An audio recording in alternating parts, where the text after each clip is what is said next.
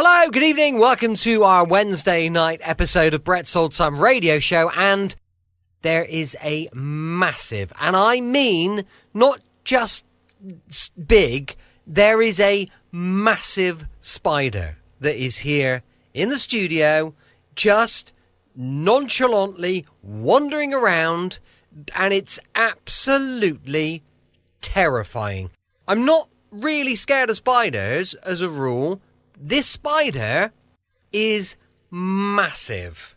So if I suddenly start screaming and I disappear, I may have been eaten alive by the spider that is in here. Just warning you so that you know what's going on. If there's no show tomorrow, that's a good reason why. Because there is a massive spider. He's disappeared. I just saw him. He's scuttled away in just this bizarre fashion, and that's where we're at right now. Huge thank you for joining me once again for our regular late night visit, a little bit more terrifying than normal, at these to the dusty studio archives. I'm all over the place, look at me, of old time radio shows right here at my home in the southwest of the United Kingdom. I'm Brett, I'm your host for our Nighttime podcast. Well, I am at the moment. Welcome to another episode. Don't forget, we've got loads of social media. It's at dayslikethis.life. And I've just posted a little video clip because George and I have dropped one of my cars off to Jeff's garage. Jeff's a mate who's got a garage in just not far from us. If you need a recommendation for an auto care for a mechanic, let me know and I'll give you his details. So check out our website, dayslikethis.life. It's, with it being on Wednesday, an episode of Dangerous Assignment. This one first broadcast on the 4th of February 1953. It's called Arnold Freed Kidnapped. What?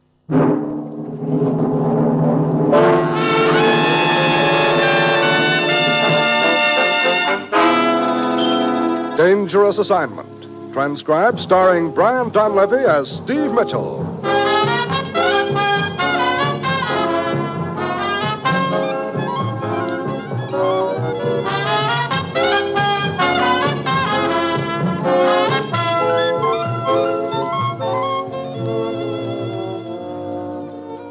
Yeah, danger is my assignment. I get sent to a lot of places I can't even pronounce. They all spell the same thing, though, trouble. But when I walk into the commissioner's office, I don't realize that this assignment's going to prove that sometimes the best way to catch a fish is to let him off the hook.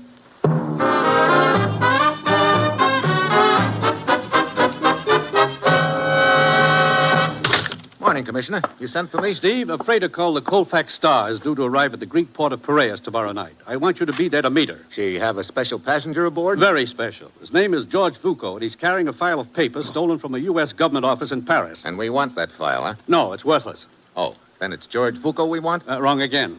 So I follow a guy we don't want carrying a file that's worthless. Look, Commissioner, what's this all about? A week ago, an American physicist named Arnold Freed disappeared en route from Paris to Marseille. He'd received an urgent message saying that his son had been injured in an auto accident in the south of France. The message turned out to be a hoax. Anyone seen Freed since? No trace of him at all. He's a very important man to us, Steve. Freed was working on a secret project for our government in Paris at the time of his disappearance. Then, 2 nights ago, we learned from one of the secretaries employed at Freed's Paris office that she had been offered a sum of money to assist this Foucault in stealing certain papers from Freed's desk. Looks like the people behind all this aren't content with just grabbing off Freed. They want his personal notes, too. Right. So we obliged. We instructed the secretary to go along with their request. A phony set of papers was planted and made easy for Foucault to grab, huh? And now we think Foucault is on his way to the place where Freed is being held prisoner. Get after Foucault, Steve, and bring back Arnold Freed. Well, that's it. You've got your assignment. Good luck.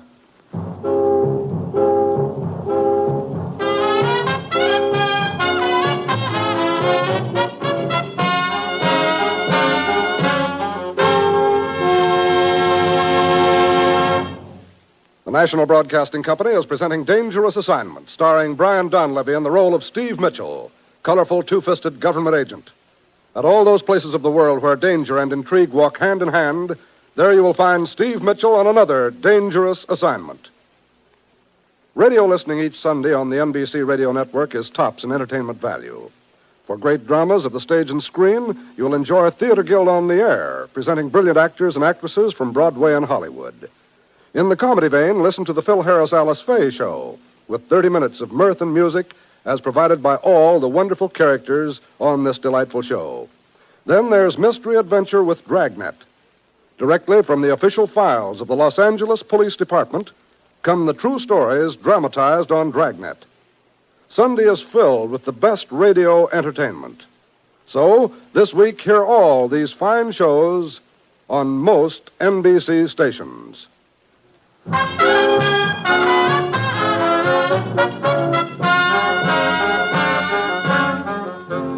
Sure, I've got my assignment. Get over to Greece, pick up the trail of a gent named George Vuko, and hope he leads me to a spot where American scientist Arnold Freed is being held prisoner.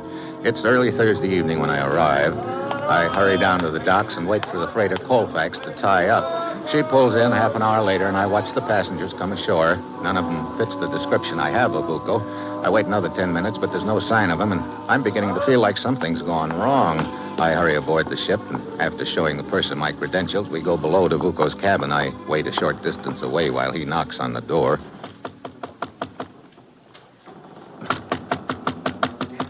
There's no answer, sir. All right. I guess you'd better open up. Righto. You think something's wrong, sir? I wouldn't be at all surprised. There we are, sir. Hey, no one here. I was certain he hadn't gone ashore, sir. Oh, there's his luggage and his overcoat. He must still be aboard. Yeah, I wonder... May I assist you, gentlemen? Mr. Vuko. Well, that is to say, sir, we weren't sure if you'd left, sir. I was down the corridor saying my au revoir to a shipboard acquaintance. Mrs. Farquhar, that is. Charming woman. Charming. You were looking for me, gentlemen? Not exactly, Mr. Vuko. George Vuko at your service. You see, I've booked passage aboard. I'm going on to Turkey. Oh, I understand. And this is to be your cabin? Oh, yes, sir, that's right, sir. This gentleman was most anxious to bring his luggage aboard. Of course. I'll get my things out immediately. I don't mean to rush you, Mr. Vuko. Not at all, not at all. Here, I'll give you a hand with those bags, sir. I can manage quite well, purser. Thank you. Well, gentlemen, au revoir, and I hope you have a pleasant journey. Mr. Thanks. Sort of caught us red-handed, didn't he, sir? Yeah, I think he sort of planned it that way. Now he knows what I look like, and it's not going to make my job any easier.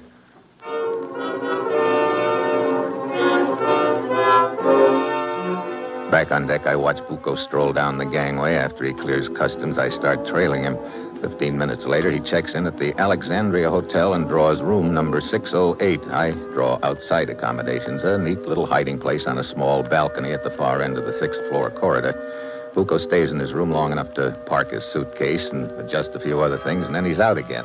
I wait until he disappears into the elevator. Then I duck out of my hiding place on the balcony and start after him. Hey, just a minute, Sporty. Huh? I want to have a little talk with you if you Look, don't I'm mind. in a hurry, Buster. Stay where you are. I shoot. Oh, put that baby cannon away, Buster. Buster again. Allow me to introduce myself. I am Alex Pacos. I'm also the house detective. Surprise? House detective. Oh, great. We got complaints. A peeping Tom on the balcony, somebody says. So I come up here just in time to see you climbing off the balcony. Look, I can explain. Here, I'll show you my Don't credentials. do it. Don't try to pull a knife on me, Sporty. A knife yet? I'm only trying to show you my credentials. Hold still. I will get the credentials, eh? I'll help yourself, but hurry it up, huh? Oh. This says you're an American government agent. Yeah, now, if you don't mind... Just a minute, Sporty. Now, what? So you are Steve Mitchell, government agent. Forgive me for lying to you. I am not really Alex Pacos, house detective. I'm Napoleon. Okay, smart guy, and forgive me for lying to you. I'm really the Duke of Wellington. Oh.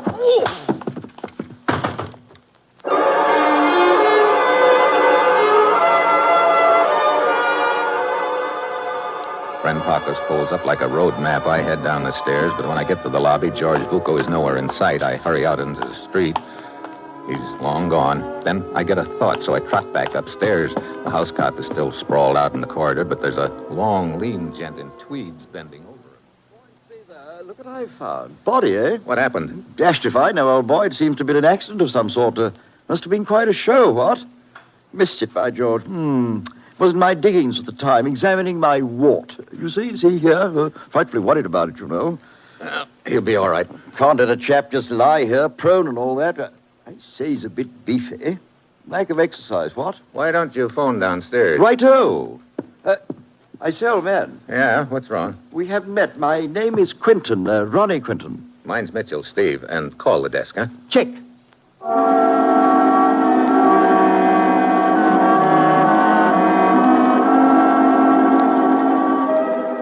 Quentin rattles his tweeds down the hall and disappears into his room, which is what I've been waiting for. I pluck the passkey from the house detective's pocket and slip into Bucco's room. The suitcase is on the bed, open. I give it a fast frisk and then start in on the room itself. I figure if the papers are still here, that means he'll be back. Otherwise, I'm cooked. I continue my search of the room until I hear a key in the lock. I duck into a closet fast. It's my old friend Quentin, the gent in tweeds, and he's followed by a seamy-looking little character. Close the door quickly, Fabio. Good. The American chap is prowling about the corridor somewhere. We wouldn't want him to see us. I don't like this. I don't like it at all. Oh, you shut up. But it was splendid. The American was to follow Vuko. Of course, but that confounded house detective ruined everything before he detained Mitchell. When Mitchell thought he'd lost Vuko, he came back. The papers. Where did Vuko leave them? Rolled up in the window shade. Now hurry. Yes, here they are. Good. Now, you know what to do. Now, hurry. Your train leaves in a quarter of an hour. Yes, I know. But Mr. Quinton. What is it, Fabio? The small matter of money. 50 pounds. Oh, you shall be rewarded in due time, Fabio, in due time. One more thing. About this American, Mitchell. Well, what about him? What does he look like? I mean, if you were to follow Oh, him. he won't. I'll see to that, Fabio. Now, go, boy. Go! I watch the two of them slip out of the room, and when I think the coast is clear, I follow. I hurry out in the hall, and then as I reach the head of the stairs... Aha! Sporty! Oh, great. Napoleon again. He comes roaring at me like an angry bull. I sidestep. He goes flying past me and winds up in a heap at the foot of the stairs, out cold. I tuck the passkey in his vest pocket and mush on.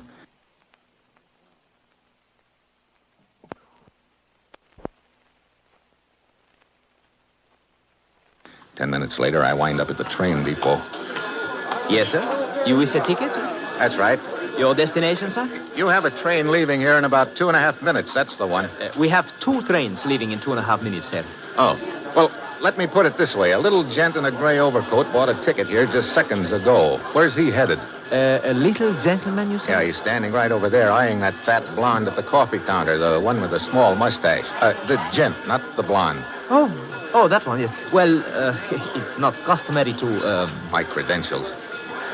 Oh, I see. What has he done, huh? We think he's Adolf Hitler. No! Hey, where's he going? Salonika. I'll make mine the same. Yes, sir. 2-way ticket, huh? Huh? That is to say, you will be returning. Yeah, I hope.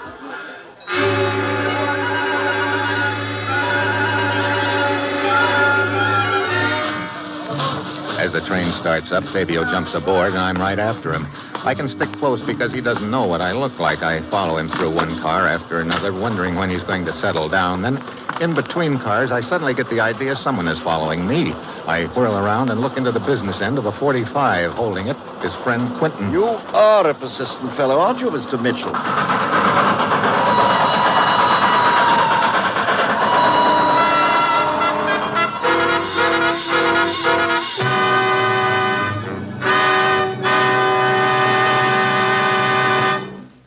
Steve Mitchell will continue his dangerous assignment in just a moment. There's nothing so comfortable as a nice plump cushion. But I don't mean the sofa pillow variety. I mean a financial cushion to fall back upon when times get tight, when sickness lingers, or when unemployment strikes. The best way to build this necessary cushion is to chop a little money off each paycheck. Not necessarily a great sum, but a steady little sum which you can put into United States defense bonds. These bonds now earn greater interest, give you a quicker return, and may be held at interest for as long as 10 years beyond maturity. And say, you're tucking a financial cushion behind Uncle Sam's back when you buy your own cushion with bonds.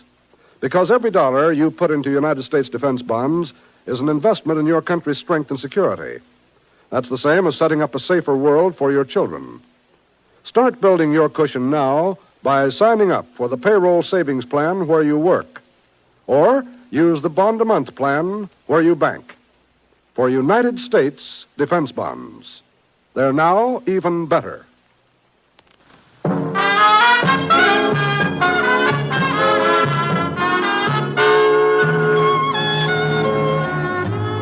Now back to Dangerous Assignment and Brian Donlevy as Steve Mitchell.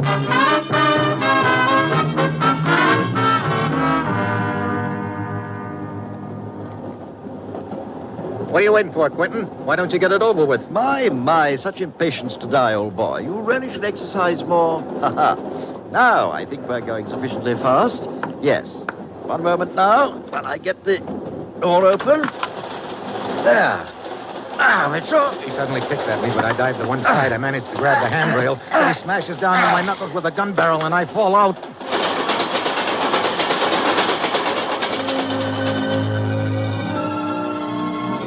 I land on the roadbed and roll onto the other tracks. I lie there a moment stunned. Then, dimly, I can make out an approaching roar, another train heading right for me. Quentin's timing was pretty good. I gather what strength I've got left and roll off the tracks just in time.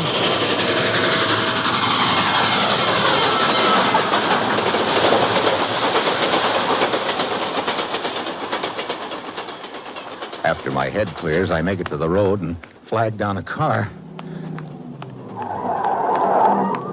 Hey, look, I've got to beat a train to Salonika and... Hey. Mitchell! Vuko! Get back! Sorry! Oh! Thanks for the use of the car, Vuko, old boy.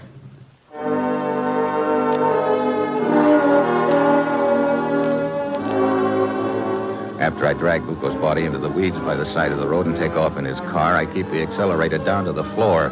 Finally pull up in the train just at the outskirts of Salonika. It's a dead heat at the depot.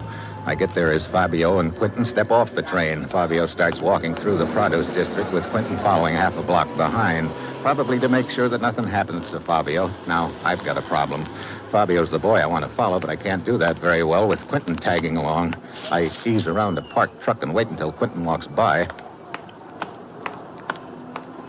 Hi, sweetheart. Just keep your hands in sight, old boy. Let go my arm. Keep quiet or your arm goes with me. Now walk. What good's this going to do you? The way I figure it, Quentin, the play was for me to follow Vuko. He was the decoy. In the meantime, Fabio up ahead there is the boy with the papers. Either he passes them to somebody else or takes them to where your outfit is holding our missing scientist freed. I'm afraid that your brilliant and accurate deductions won't do you much good, old chap. Why not? You see, we really don't believe in taking any chances. As you note, I was following Fabio to keep an eye on him, and I'm reasonably certain that at this moment Vuko is following me. I'm sorry to disappoint you, but Vuko got delayed. What? Fortunately for me, he was tailing the train. I persuaded him to let me borrow his car. Here, this is far enough. Truckload of cabbages. That'll do very nicely. Mitchell, don't try it. I gag him with his handkerchief and tie him up with his belt and necktie. Then I roll him onto the truck under some of the cabbages. As I start away, the driver shows up and drives off with the truck. So I figure Quentin is out of the ball game for the time being. I take off after Fabio and tail him to a small bar. But the way he starts tossing down the drinks, it doesn't look like he's got anything on his mind but a celebration. I start wondering if anything's going wrong or if he's already passed on the papers. I figure I'd better get closer to him, which I can do because he doesn't know what I look like. But along about then, he saves me the trouble. He decides to get closer to me. You like Fabio to buy you a drink? Well, That's good. Bartender, bring drink for my friend. I like your face. I buy you a drink. Thanks, but don't let me keep You don't keep me. I got nothing to do but drink with people I like. You I like. You have happy face, not like sour face or him. Who? Over there, I don't like his face. That happens to be a police lieutenant, Buster. Fabio. And I don't care if he is police lieutenant or mayor. Hey, watch out, your coat sleeve. It's in the ashtray. Huh? Don't look now, but you just burned a hole in your sleeve. Stop trying to change the subject. Hey, you! You over there. Hey, look. Come here, you. Yes, sir. What is the matter? You know something? I don't like your face. Look, Lieutenant, he's... You keep out of this. I suggest you keep quiet and avoid trouble. Trouble? You want trouble, huh? I'll give you trouble. You're drinking my face. Oh, brother. You are under arrest. You want more trouble? I'll give you more. Hey, cut it out. I will handle him. You sure did. You are a friend of his? Not exactly, Lieutenant. I'll fill you in on the way to the police station.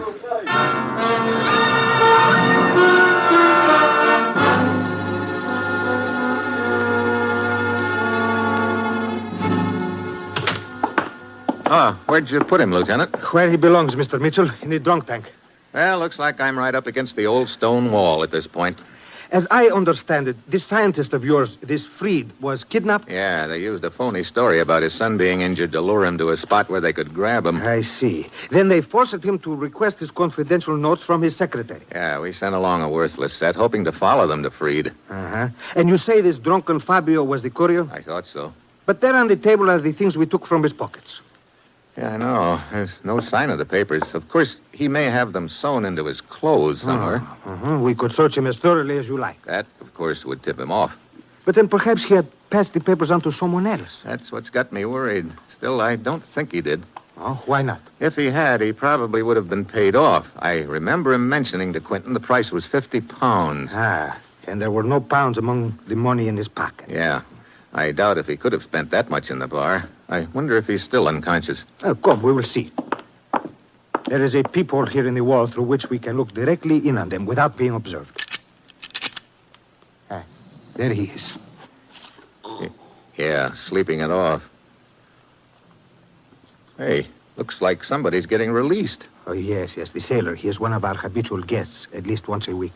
Well, looks like I'm stumped, Lieutenant. Hey, wait a minute. What is it? That sailor.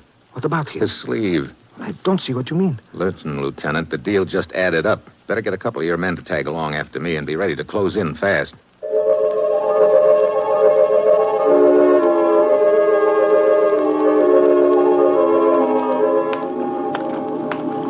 I slip outside and start tailing the sailor. He heads straight for the waterfront to a rusty-looking freighter tied up at one of the piers.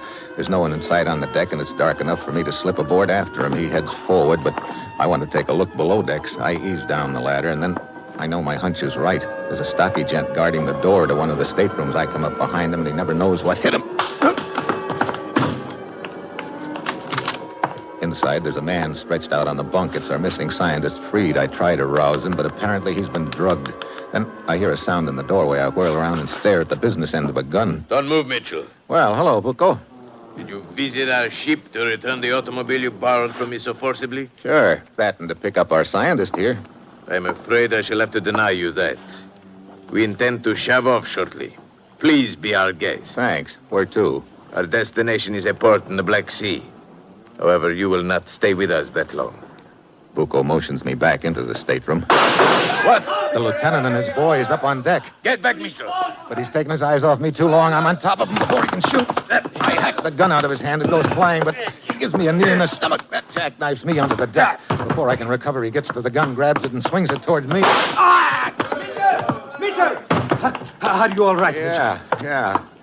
But if it hadn't been for that shot of yours just then, I sure wouldn't be, Lieutenant. My men have taken the rest of the crew prisoners. Oh, and that is our scientist in there. Yeah, he's drugged, but otherwise okay. Mitchell, I am still not clear how you knew to follow the sailor here from the jail. I spotted a burned hole in his sleeve. I remembered that Fabio had burned a hole in his sleeve in the bar. Ah, you mean the sailor had exchanged coats with Fabio in the drunk tank? Sure. I figure Fabio put on that whole routine in the bar so he'd land in jail and pass the papers in his coat along to the sailor. Well, it was most fortunate you noticed the sleeve. Yeah, Fabio tried a little sleight of hand on us. But he should have known a magician is dead as soon as anybody spots what he's got up his sleeve.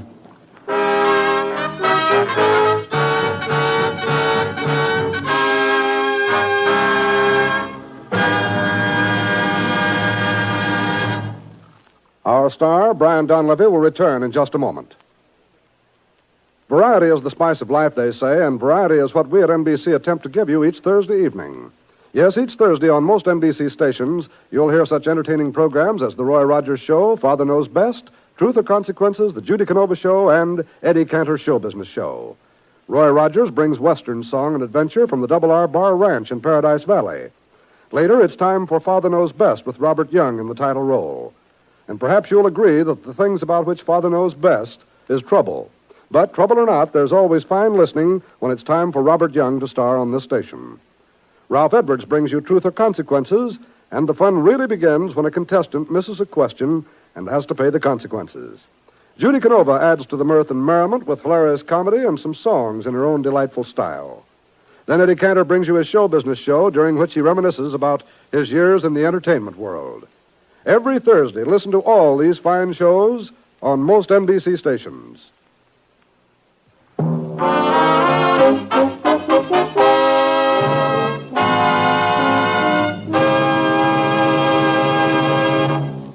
Next week, Africa.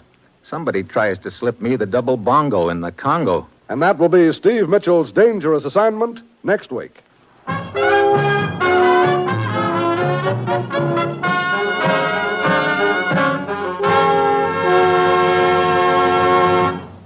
Included in tonight's cast were Jan R. Van, Paul Frees, Paul Duboff, Ramsey Hill, and Tony Barrett. This is John Storm speaking.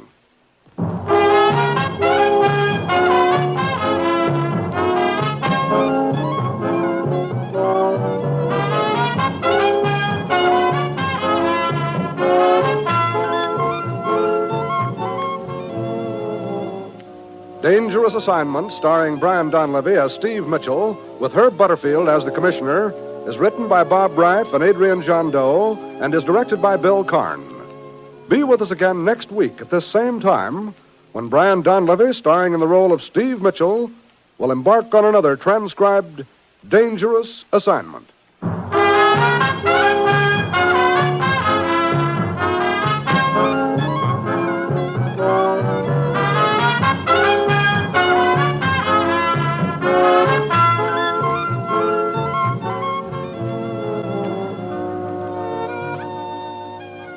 Tomorrow, hear both Father Knows Best and Truth or Consequences on NBC. Welcome back. Hope you enjoyed our latest episode of Dangerous Assignment. Don't forget, we'll be back with comedy tomorrow and Hancock's Half Hour going live at 5 p.m. UK time. I can honestly say, not seen the spider again. I don't know where he is, so I'm going to just get out of the studio as fast as I possibly can, and hopefully I'll be with you tomorrow. Thanks for listening. I'll be with you 7 days a week, each and every week, and I'll see you tomorrow on Brett's Old Time Radio Show. Love you. Bye.